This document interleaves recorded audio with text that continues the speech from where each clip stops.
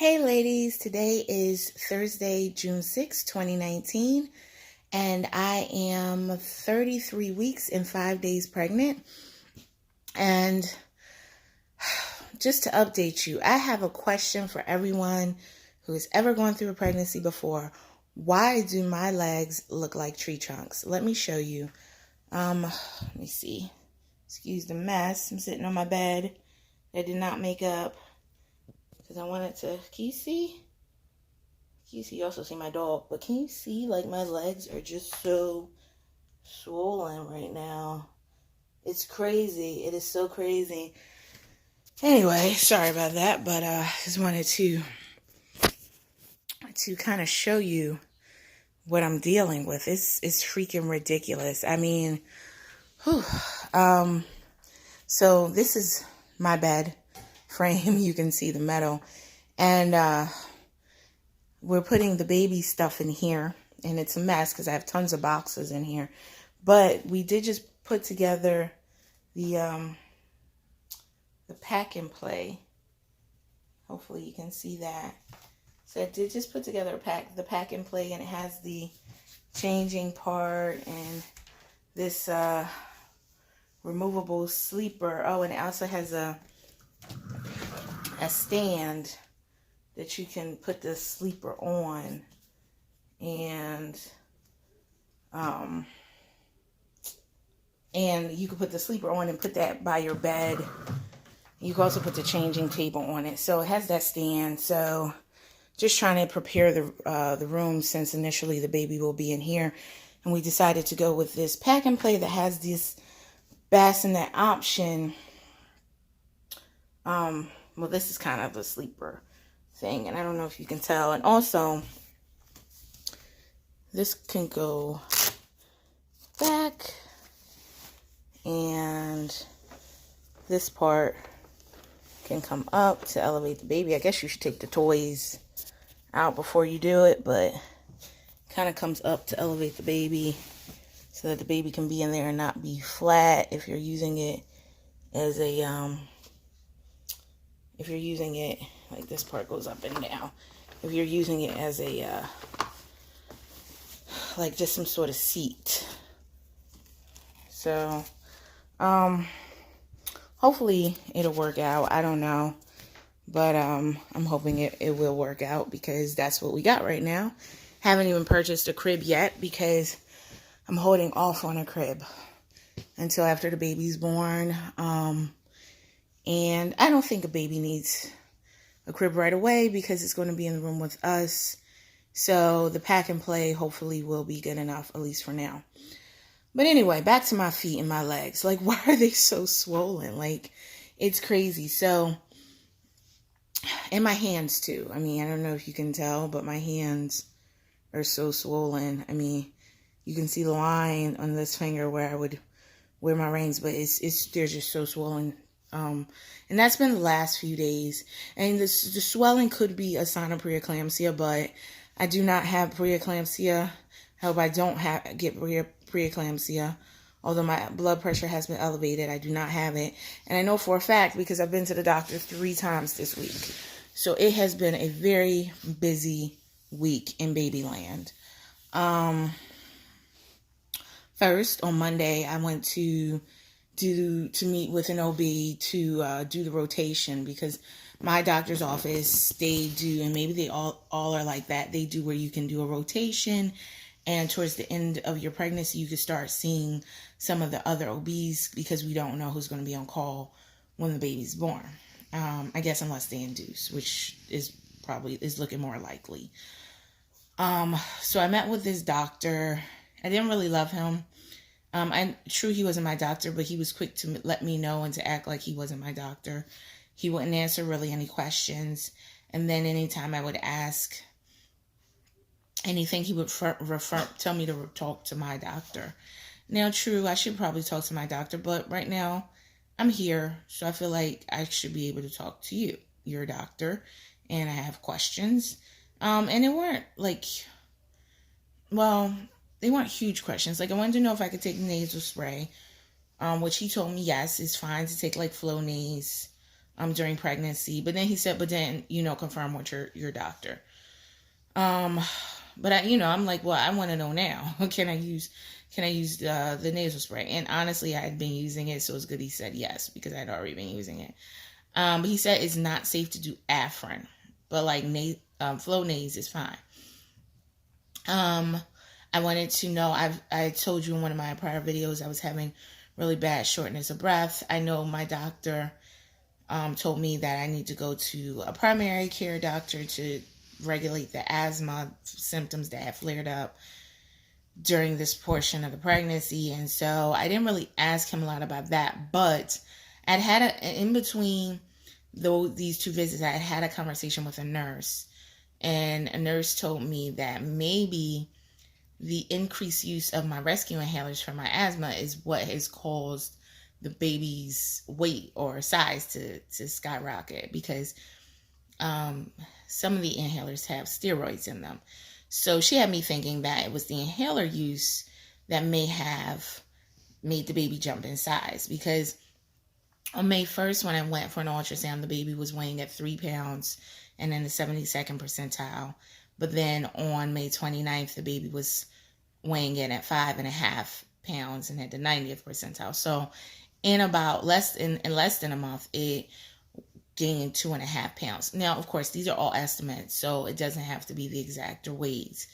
But that was concerning to me. And then during that period, I had been using the inhalers a lot more.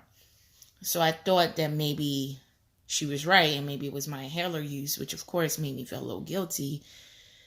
But the doctor, he did reassure me that that was not possible and that I shouldn't worry about that. That was not what was causing the baby's weight to, and I guess, just be in 90th percentile. So it's just a big baby. And that's what he said. So maybe it is, right? Maybe it is just a big baby. So I'm just trying to accept that it may, and it still could turn out to be a smaller baby. It could have been like a growth spurt or something, So when I say smaller, it's not going to be a 5-pound baby, but, hopefully it won't be a 10-pound baby. I mean, that's what I'm hoping. But if it is, it is. And I'll have a 10-pound baby. As long as it's healthy, I guess it really doesn't matter. Someone told me, a colleague of mine told me that fat babies tend to sleep better and be happier anyway. So I don't know. So maybe it will be good to have a fat baby. I don't know. Then on, what's today? Thursday. So on Wednesday, I had to go to the doctor for the asthma situation, and I had never seen this doctor before. And she wasn't super helpful. I mean, she was kind of helpful. She did give me medication for the asthma. She just gave me a different inhaler. I don't know. I haven't tried it yet. I just got it refilled. I got it filled today, so I don't even know if it's going to work. She just gave me a different inhaler, and she didn't really, she didn't want to give me too much because of the pregnancy, and she didn't want to examine me too much because of the pregnancy. She said, just worry about getting the asthma under control, and she said everything had to go through my OB. So she wasn't really interested in doing too much outside of what the OB is doing. And I mean, I guess that's good. So I guess as long as the asthma is controlled and the baby's getting the oxygen that it needs, and I'm getting the oxygen that I need, right? That's really all I care about right now.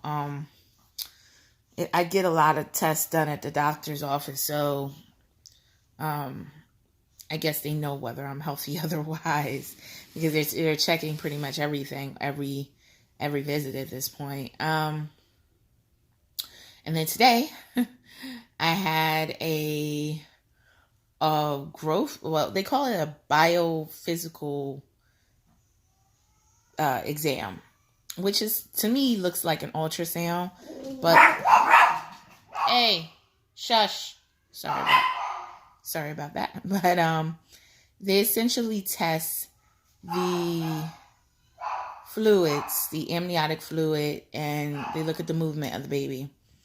And so everything appeared to be normal with that. The amniotic fluid level was fine.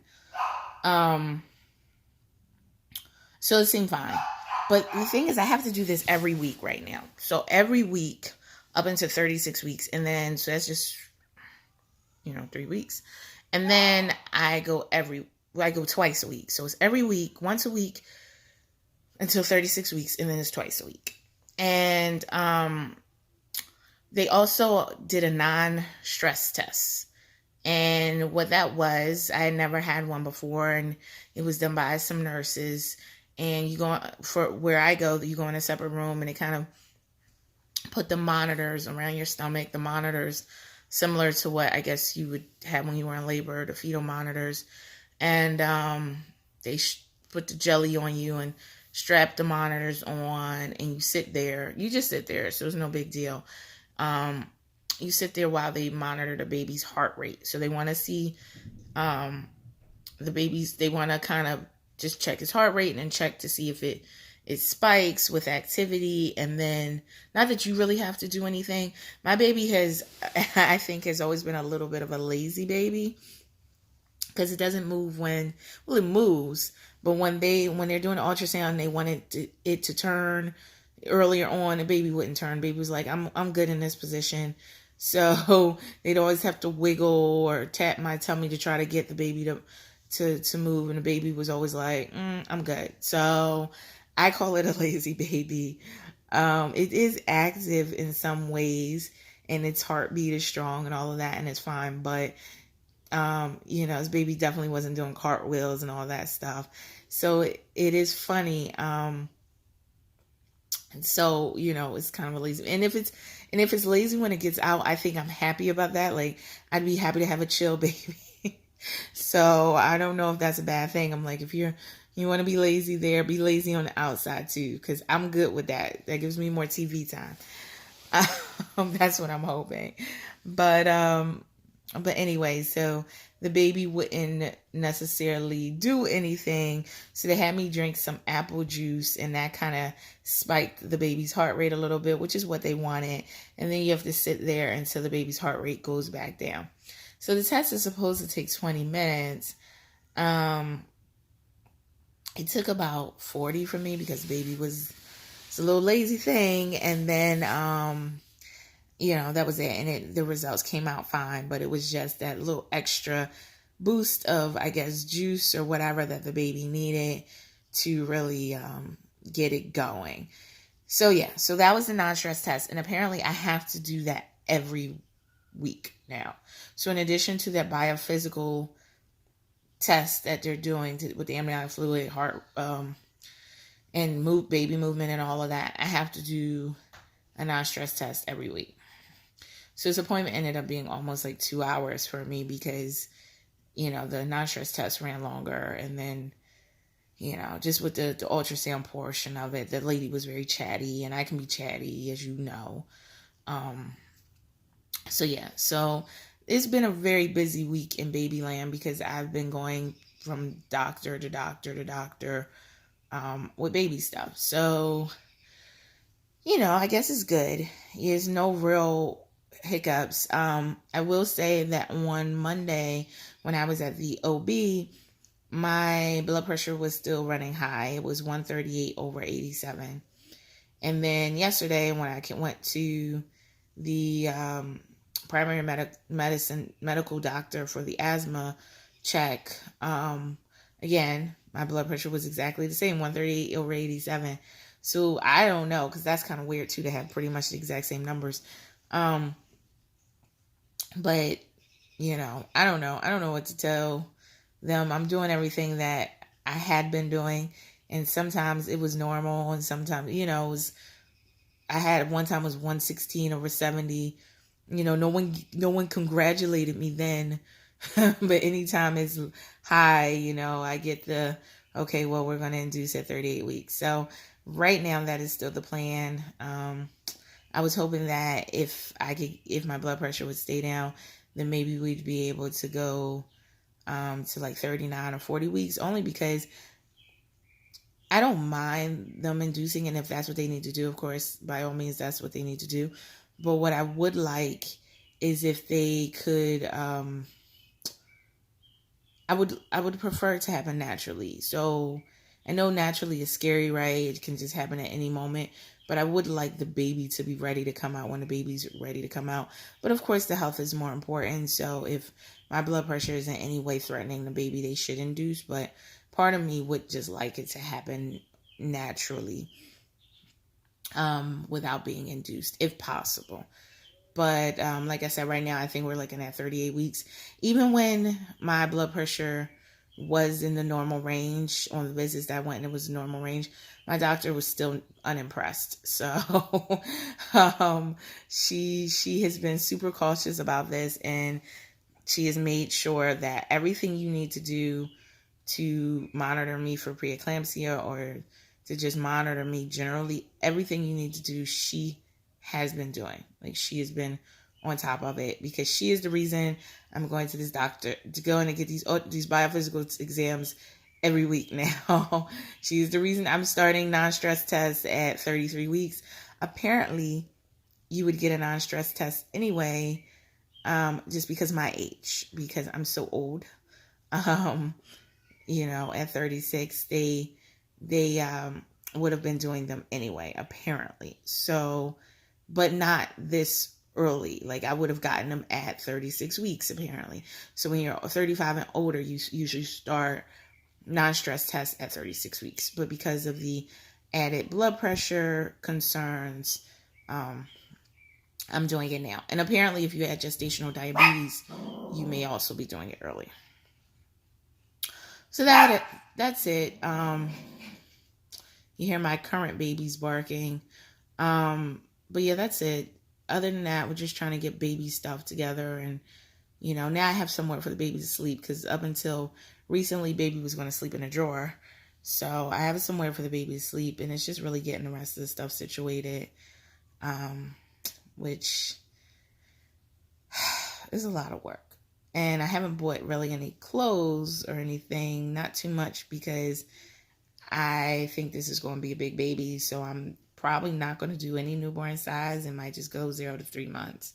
That's what I'm thinking. I hate to waste, even with diapers, I don't know. I hate to waste money on buying any of those diapers, but maybe I could get newborn and then take them back, if the baby comes out at 9 pounds. 8 pounds will be a little weird, because 8 pounds is like right on the cutoff where it's like, okay, well, baby might be able to wear newborn size, but for only 5 minutes. 9 pounds is like, really, why even do it? So anything bigger is like, don't even bother getting into newborn sizes. So we'll see. I mean, it could surprise me. It could be a 7-pound baby, right? We never know. But I will update you soon. Thank you as always for listening. I think that's it. I don't think I missed anything. But I will update you next week. All right. Talk to you later. Bye.